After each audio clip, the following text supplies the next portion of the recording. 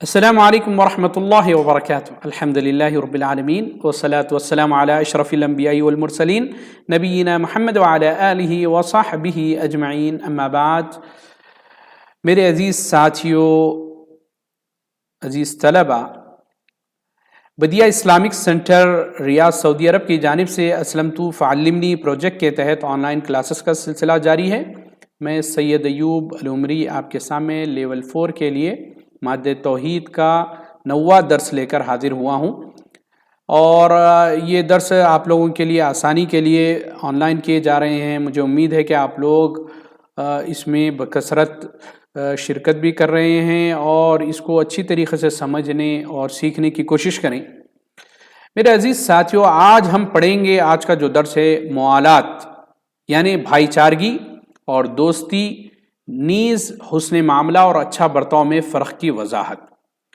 تو میرے عزیز ساتھیوں، آج انشاءاللہ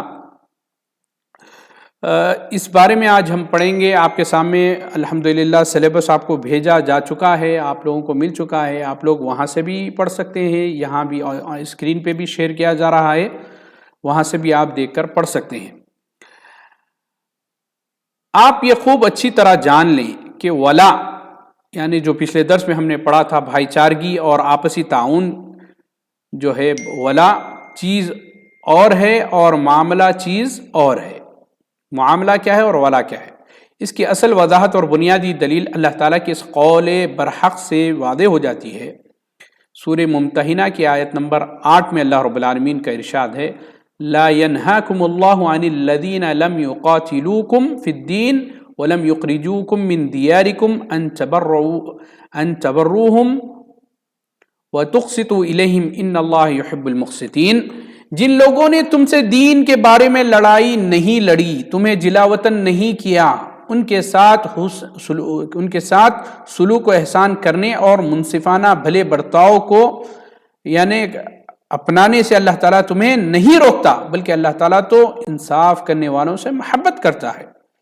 یہاں یہ بات ہمارے لیے بالکل واضح ہو جاتی ہے کہ محبت اور نصرت کے اندر جو موالات اور تعاون مومنوں کو اپنانی ہے، وہ چیز اور ہے، اور قریبی رشتے والے کفار کے ساتھ صلہ رحمی، احسان اور ان پر جو خرچ کرنا ہے، وہ اور کوئی چیز ہے اور کوئی معاملہ ہے۔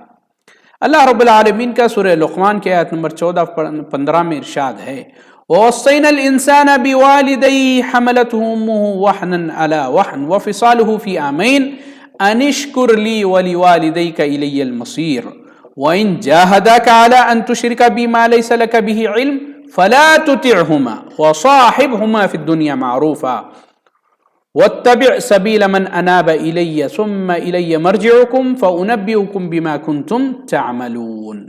ہم نے انسانوں کو اس کے ماں باپ سے متعلق نصیحت کی کہ اس کے ماں باپ نے، اس کی ماں نے دکھ پر دکھ اٹھا کر اسے حمل میں رکھا، اور اس کی دودھ چھڑائی کے 2 برس میں ہے کہ تو میری اور اپنے ماں باپ کی شکر گزاری کر، یعنی اللہ رب العالمین کی اور والدین کی فرما برداری کریں۔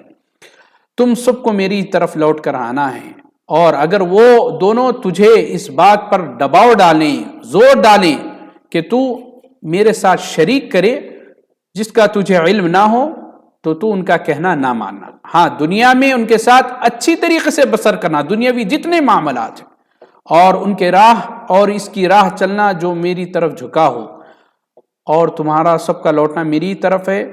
تم جو کچھ کرتے ہو اس سے پھر میں تمہیں خبردار کروں گا۔ اللہ اکبر۔ تو والدین کی جو فرمانبرداری ہے وہ تو ہر انسان پر واجب ہے، چاہے والدین کافر ہی کیوں نہ ہو۔ ان کے ساتھ حسن معاملہ کرنا، ان کی دیکھ بھال کرنا، ان پر خرچ کرنا، ان کی بیماری پر تیمارداری کرنا، ان کے صحت کا خیال رکھنا، ان کے رہنے کا، ان کے کھانے پینے کا، ان کے پہننے کا، ان کی خدمت کا بھرپور لحاظ رکھا جائے، چاہے کافر ہی کیوں نہ ہو، چاہے مشرک ہی کیوں نہ ہو۔ ہاں، اگر وہ ماں باپ شرک کی طرف ابھاریں، زور دیں، اللہ کی نافرمانی کی طرف، اللہ کو ناراض کرنے والے کام کی طرف حکم دیں، تو ان کا کہنا نہیں ماننا چاہیے۔ ان کو کہنا چاہیے یہ اللہ کو ناراض کرنے والے کام ہیں، یہ اللہ تعالیٰ نے یہ کام سے منع کیا، میں نہیں کر سکتا۔ لا طاعۃ لمخلوق فی معصیۃ الخالق، ایک قاعدہ مسلم ہے کہ اللہ تعالیٰ کی ناراضگی میں مخلوق کی اطاعت نہیں کی جا سکتی ہے۔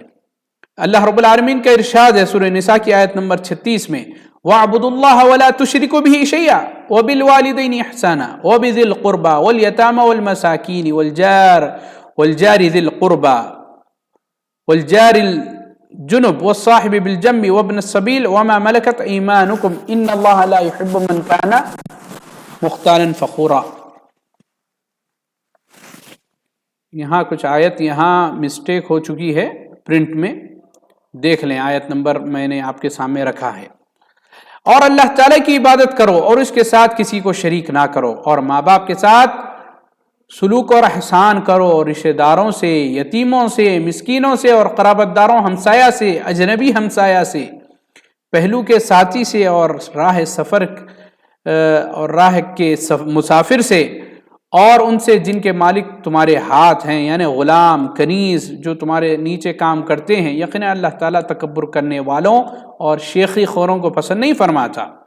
تو محترم سامعین، تو بتایا یہ گیا ہمارے سامنے کہ جو ولا اور احسان، جو معاملہ کرنا ہے اس میں فرق ہے، اور جو ایک آدمی شرک کرتا ہے اس سے شرک بیزاری کرنا یہ الگ معاملہ ہے، لیکن اس کے ساتھ حسن سلوک کرنا دنیاوی معاملات میں یہ ایک الگ امر ہے۔